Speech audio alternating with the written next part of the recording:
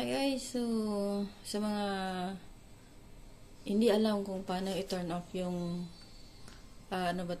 alarm sa mga ganitong clock, digital clock. So ganito lang yan guys, pag may ganyan, naka-on yung alarm, tapos gusto niyo i-turn off, so simple lang yan guys. So sa likod meron siyang mode, set, up and down. So ganito, punta muna kayo sa mood, press nyo yung mood.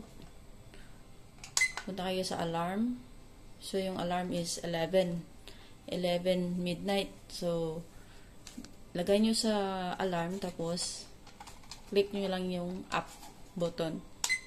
Yun. Gusto nyo naman i-turn on, ganyan. So, ganyan. Okay? Tapos, balik nyo lang, press nyo yung mood. Yan. Thanks for watching.